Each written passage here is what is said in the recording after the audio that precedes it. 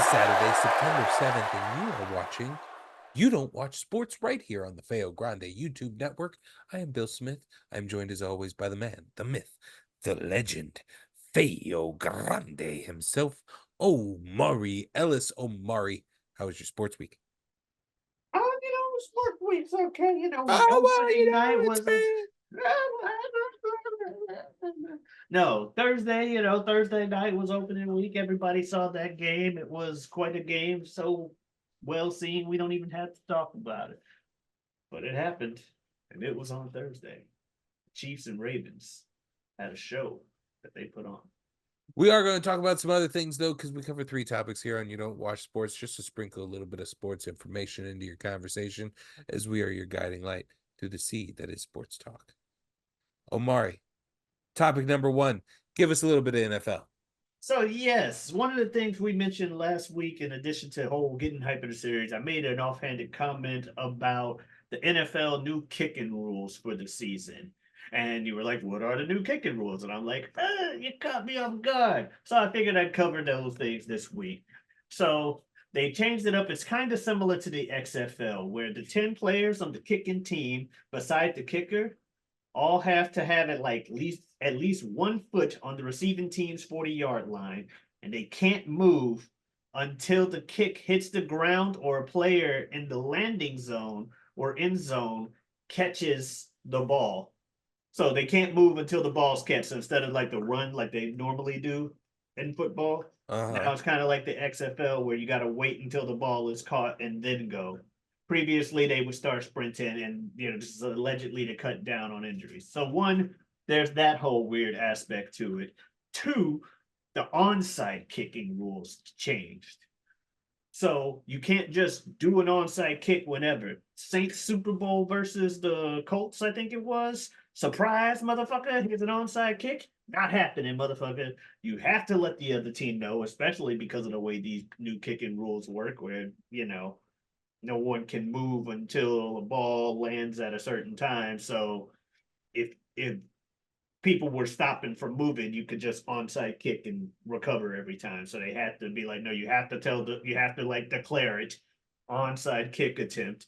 Two, you can only do so in the fourth quarter of the game.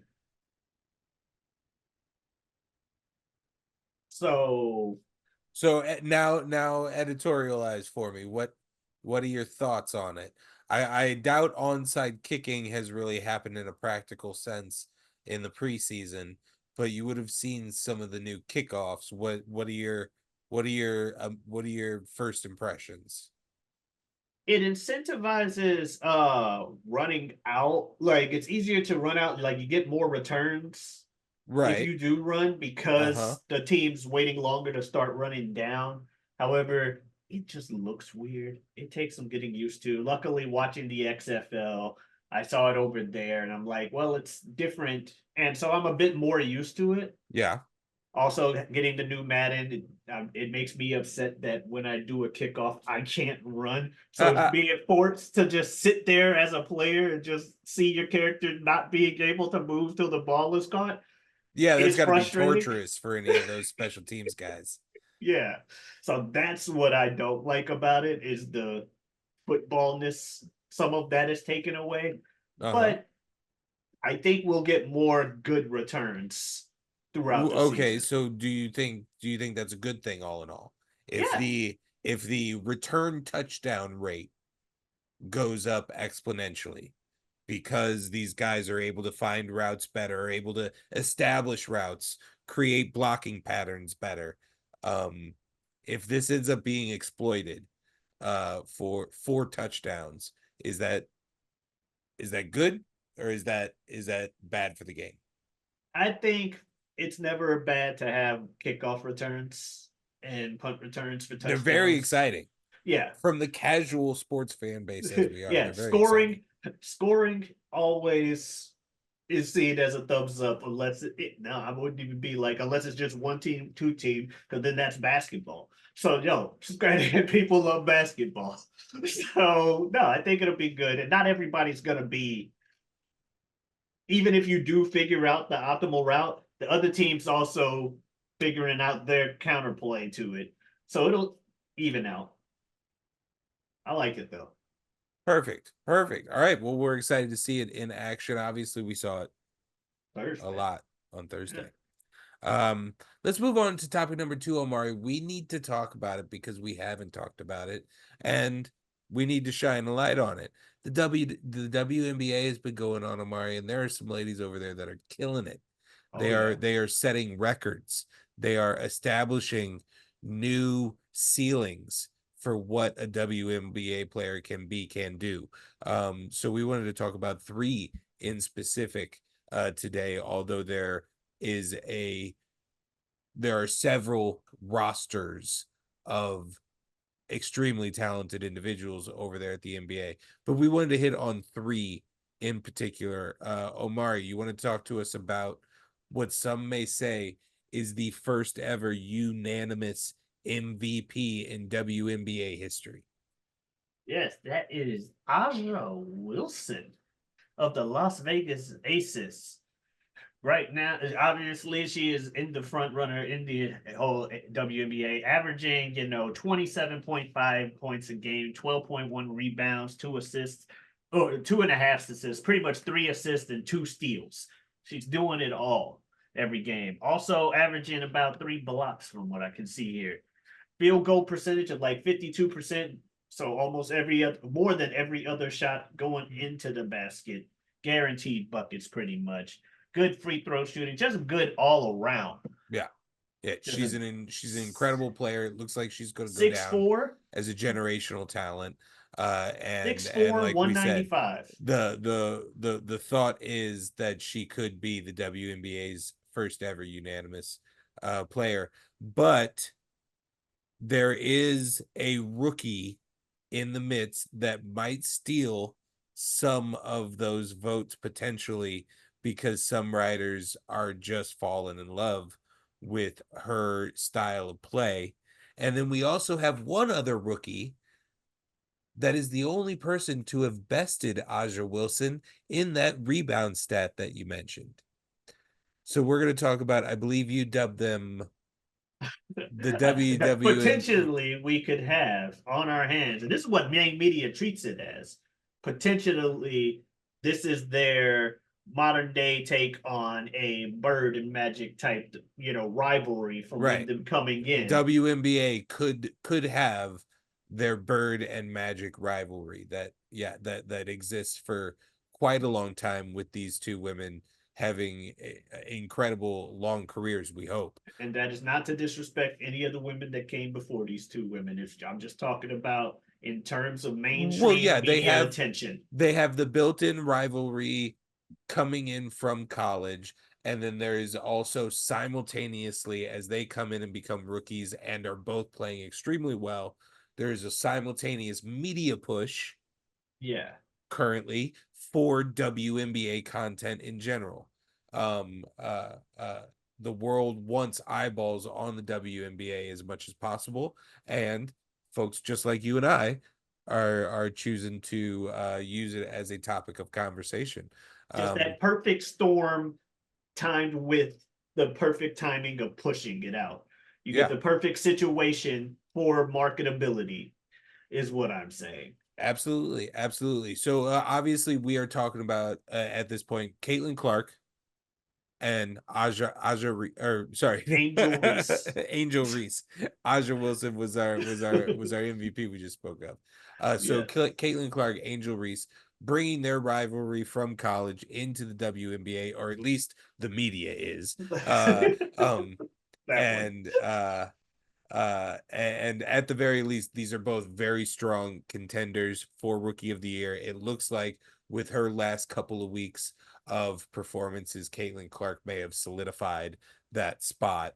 But She's that is got not speaking. she's got That is two not triple speaking like doubles. Angel Reese is any kind of slouch right now. Yeah, Um, apparently Caitlin Clark has two triple doubles in her rookie season. And usually people don't get like two in a year or stuff like that. Like it's exceedingly rare that she's done it. And she's the first rookie, I think, to get a triple double, and she's yeah, got two of them. think Meanwhile, that's what it was. meanwhile, Angel Reese might be competing for the record of most double doubles in WNBA history. So While having the single season rebounding record. yeah. So she is playing off the charts. Clearly very physical in the paint person with all those rebounds. So I love that kind of playing style. I'm excited to uh check them out moving forward. Yeah, two super rookies just coming in here and immediately making dents in the record books. Crazy. Yeah, I feel like it's going to be very similar to my NBA fandom, where I'm not necessarily backing any teams in particular, more Same. stars and players. So we'll see how that evolves moving forward. Topic number three, Omari, we have another wrestling pay-per-view this weekend. It's That's back right. to back. It's three in a row. AEW All Out is happening this weekend. And so as we do, we'll go through the matches. Omari, I want to get your thoughts on the winner and what's going on. AEW Continental Championship match, Kazuchika Okada is going to be facing three different opponents in a fatal four-way match for that Continental Championship. The fatal four-way opponents, I believe, are all to be decided this evening on Collision. Um,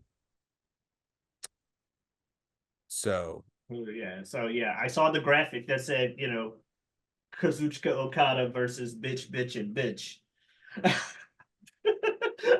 Because that's his thing, is calling folks uh-huh. bitches. So I thought that was funny. I'm gonna say Okada because we don't even know who his opponents are. Well, yeah, it's gonna be it's gonna be Okada. Unless they shock the world. You never know when Shock the system. somebody wants to shock the system. But that's highly unlikely without zero Ooh, build. Yeah, let's beat Kazuchi Okada with zero build in a four-way match that I mean I guess he could lose without being pinned. fatal four way. Fatal four-way. Also, the belt shouldn't exist.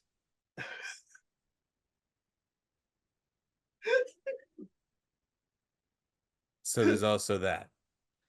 Um, let's go to AEW World Championship match. Omari, Brian Danielson is going to face TNT champion Jack, the scapegoat Perry. So I would think clearly Brian Danielson is winning this match here. Yes. More my question is why you think they haven't it? Because it's in Chicago, ain't it? GP for Mr. Perry. GP for Mr. Perry. Yeah. You And you yeah, you want to build this guy up as as one a of your super big heel. as one of your big bad guys of the company. So Yeah. yeah, this is This is and a good Danielson time to will have a crowd will that, do that for him. yeah, he's fighting Danielson in a crowd that would already be booing him. Yeah. And he Yeah. can Danielson will let him be extra brutal on things. He'll really sell it. Yeah. You He'll want him to look good. yeah, yeah. And so It's a good why not Brian Danielson? good call. AEW International Championship match, Omari. Will Ospreay versus Pack, the bastard Pack.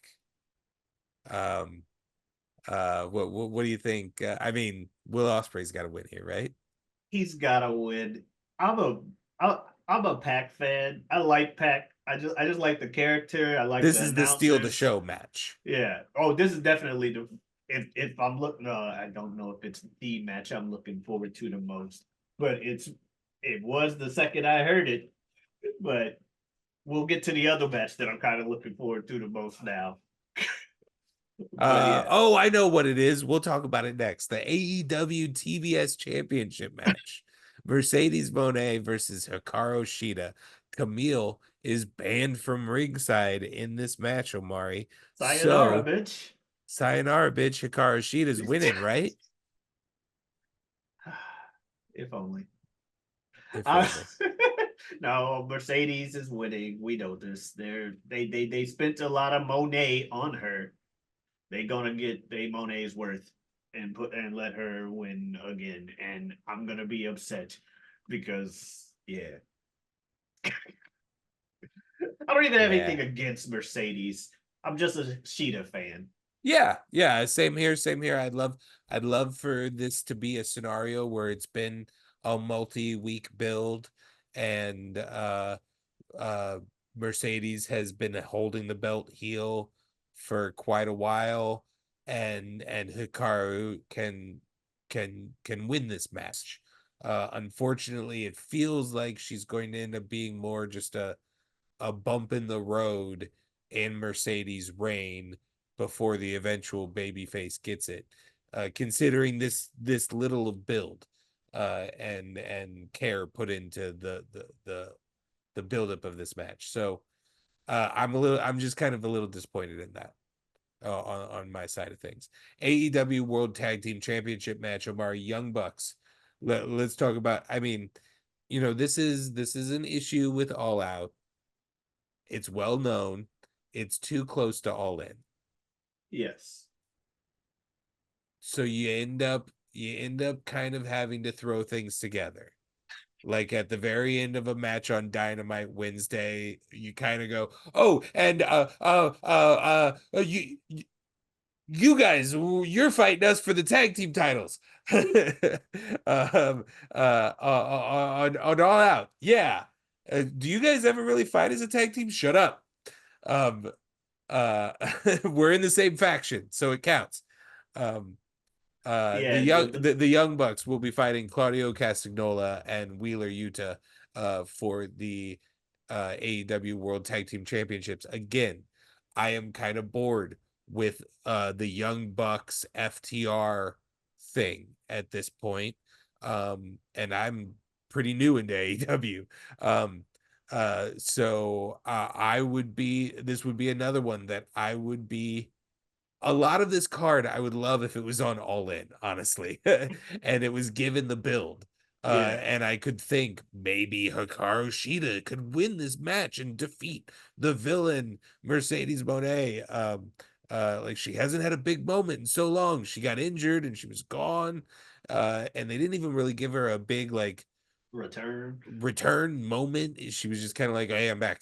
Um, so yeah, I would love if like Cassignola and Wheeler had become kind of an established. Yeah, we often tag together and we're really good at it, and built up more. I think this is just kind of the start, maybe, to a elite versus Blackpool Combat Club Yeah, thing. I Uh, could see that. so we'll see how that goes. For But reignition of it uh, because they already hate each other. again, Um, I see the titles staying where they are on this one. Same. The boys ain't dropping them belts anytime soon. Uh a Chicago street fight, Omari. We have a pretty cool blood feud going on with Willow Nightingale and Chris Statlander. And this will be for the CML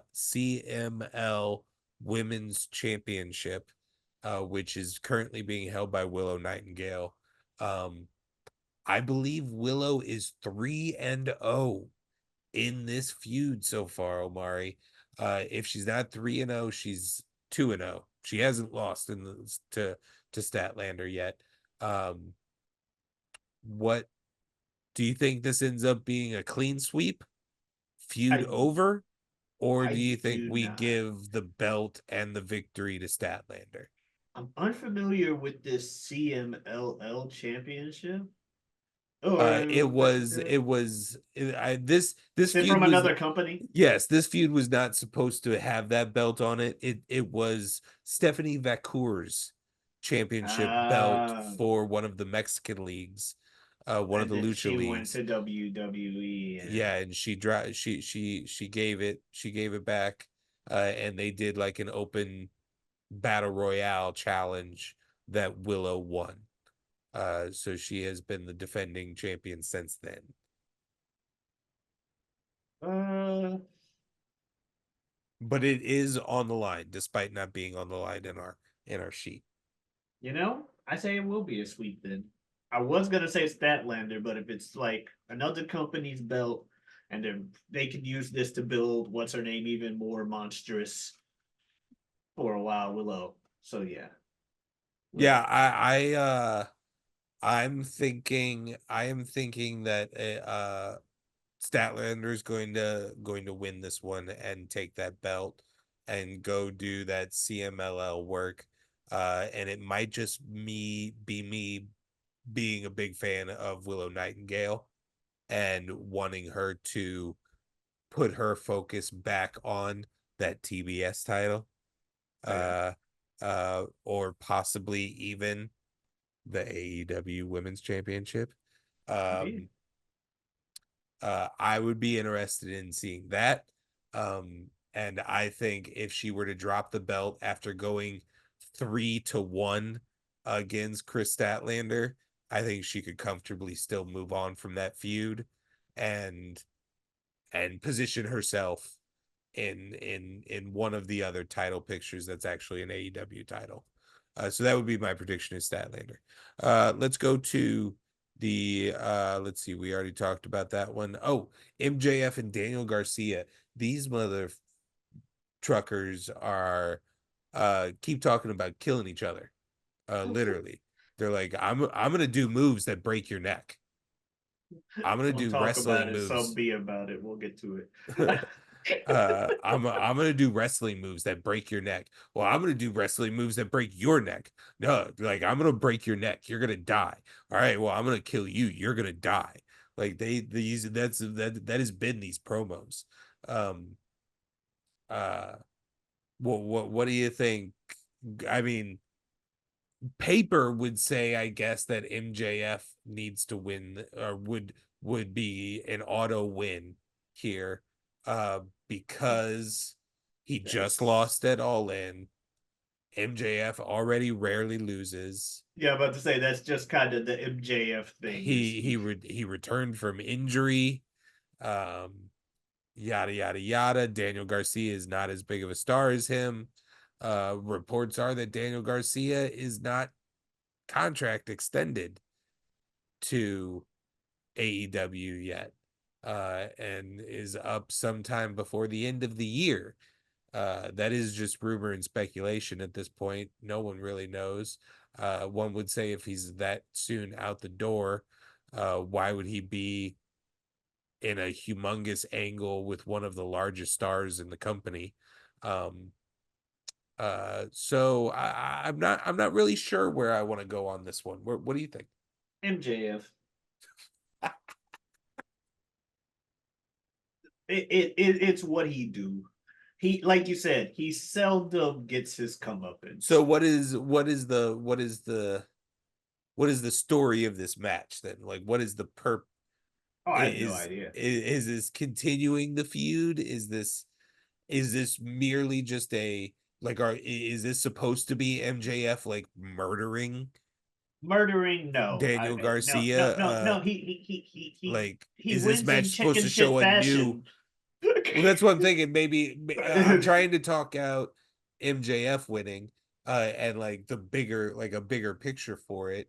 And yeah, if he doesn't, if he wins by like actually sadistically destroying Garcia in like a swerve fashion, uh, um, does that take his villainship Oh yeah. to a new level? Yeah, if he just randomly turns like super vicious dark, yeah, Because that would explain why Daniel Garcia is in this spot if his contract is soon to expire and hasn't extended. It's all right. Well, then you're going to be murder fodder. yeah. Yeah, I don't know. You've kind of talked me into it, but I still something about my gut says that like the rumors are a lie Oh, I and they wanna use this match to make Daniel Garcia. Like Daniel Garcia is a mid card, is maybe even a mid card at the beginning of this year, and they want to leave this match with him potentially being in either the main event scene or directly in singles title contention. So I could see him winning this. Yeah. Okay. Yeah. I wasn't even caring about the rumors. I'm just Oh no, yeah. AEW rules of being. Yeah, MJF wins, lol. Um, okay, Omar. Well, like I said, some folks talk about killing one another. Some folks be about killing one another. Some folks do promos to babies. Some folks burn houses down. Um, These two men yeah. plain don't like each other. What some folks on the internet are saying one of the greatest things AEW has ever done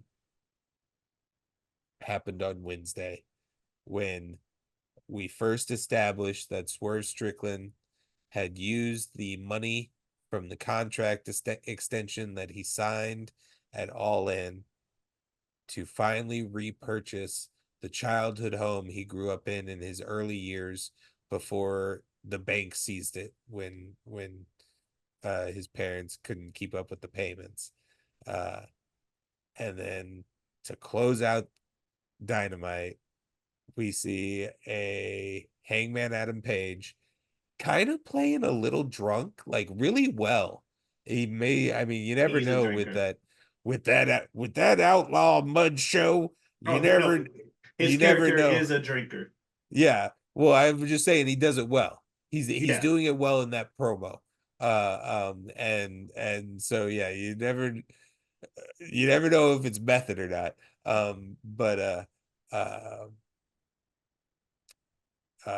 does a amazing promo directly to camera while walking through the house that Swerve Strickland had purchased that we saw in that video package earlier in Dynamite. Um, and then proceeds to burn it to the ground. While in a very convenient lounge chair and side table that he had, I guess, set up beforehand. Um, for the shot because he knew it would look cool. Um, so anyway, this feud you thought might rank up there as AEW's greatest feud they've ever had just went to a whole nother level where they will have a steel cage lights out unsanctioned match to close out AEW All Out 2024. Swerve Strickland, Hangman Adam Page. So, like we talked about with Willow and Statlander, Swerve Strickland is at 3-0. Do you close out the sweep? Or do you finally give Hangman Adam Page that victory? I mean, Adam Page is, I want to say, their second or third champion that they had at that company or something like that. Or Uh-huh. like, he is one of the I believe big he's number names. two. I think he Number beat two, then he beat Jericho. I think he beat Jericho and then Kenny beat him, or we might have that reversed. And Kenny beat Jericho and then he beat Kenny. Okay. But yes, he is either two or But three. yeah, Ibn can let us know in the comments. yeah, I feel like Moxley got in there somewhere. Um, but yeah, he, Adam Page, he I did not know he was 0-3 because I'm like, he just had his house burnt down. Swerve is killing this man, but he's already beat him 3 times. But I think I I don't think want to say on Swerve top proves it of out. that, on top of that, Hangman also took the pin in their triple threat match against Samoa Joe. Oh, Um, well, they added Samoa Joe to the mix. His chance drastic went down. drastic went down. um, uh, and then his technically you could say that his team lost to Swerve's team in the Blood in and the Guts match. I, from a storyteller's perspective, I'm not from a storytelling perspective for future for the future. I really like the idea that this dude can never beat this other dude. No matter what, he could burn down his motherfucking house. And then but he there's can't beat him in the and then ring. he's still gonna end up passing out in their no holds barred. If it if it's on some Buddy Murphy versus Seth Rollins shit, oh no, versus Aleister Black shit, where yes, it is just week after week. Well, in this case, pay-per-view after pay-per-view. Nope, you lose. You lose. You're just not doing it. Yeah, I could see it. And I was about to say, I don't want to say the sweep, vote for the sweep twice in one night, but I think I'm gonna have to. I mean, He's got to show them whose house this you've gone is. this far. This has to be this has to be something that you keep going forever. Like you've already obviously locked up Swerve. Hangman, like you mentioned, is one of the very first AEW employees. He was a very early champion. You probably have him locked up, if I mean, he's not, a member of the elite. So, yeah, if not wanting him. Well, he doesn't have the EVP status, does he? Of well, the I don't know if he has that status, but I just know he's Okay. an elite. Um uh yeah, I can't see him really ever being outside of AEW. This is a forever feud. And I feel like if if the story isn't that Hangman can never beat Swerve, it's gotta be that for a while. To I mean, this could be the largest thing you ever put on as a company. You don't want to do it at all out 2 weeks build after AEW All In when Swerve just lost the title. Like you want them in a situation at this point with the he can never beat him thing. You want to grow to the point, maybe even 2.5 years from now, where Swerve has switched back to complete and utter villain status. Hangman has been doing his own thing long enough to where he has returned to full on babyface status, and then you can do this match at an all-in scenario at your in a WWE mindset at your WrestleMania at your As all-in. opposed to the WrestleMania backlash that is on. Right. Like yeah, you want Hangman beating, finally toppling that mountain that he could never climb on your grandest stage possible, because that is going to immediately be one of the largest moments you've ever presented. And I just think if you do it right now with Hangman as the bad guy and Swerve as the good guy, then it's just a like, okay, what's next? Yeah. Instead of like Swerve beating him again, him having some time off TV, being able to return and Swerve unrelated plot lines for a little while. You can come back to this once a fucking year, like Yeah. and take another bite out of that cookie. It'll always be there and it'll always make great television. Yeah, I'm voting for Swerve Strickland to win. Yeah, Long-winded. gotta let them know. I don't care if you built it. This is whose house now? Swerve's house. You may have Swerve's burnt the house. house down. I'll take your Swerve company. when I drive. Swerve when I drive. Sorry, Adam Page, baby. No cowboy shit here. Fake cowboy shit. Oh, Oh, all right, that's our three topics for you here at You Don't Watch Sports. If you liked us babbling about nonsense, you can find other episodes like Mock Draft, where we babble about drafting random things, or like our wrestling fantasy league that's popping off. earning me a lot of points. Thank you very much, wrestlers. You can also check us out on This Guy Hasn't Seen, where we share things back and forth that one guy's seen, one guy that hasn't. Movies, TV shows, music videos, documentaries, whatever, what have you, and the like. Uh, Uh, where else can they find you, Omar? Well, speaking of that, you can find me on the Whatever We Want podcast on Wednesdays with a good friend of mine, a good friend of the show, Super Jazz. Super Jazz. Thank you very much. As nature intended. Yes, we talk about just that, whatever we want. And yeah, we have this show as well. I also have a Twitter and Twitch at Giotavi. That is Giotavi. Come on in. Stop on by. Yeah. All right, see you.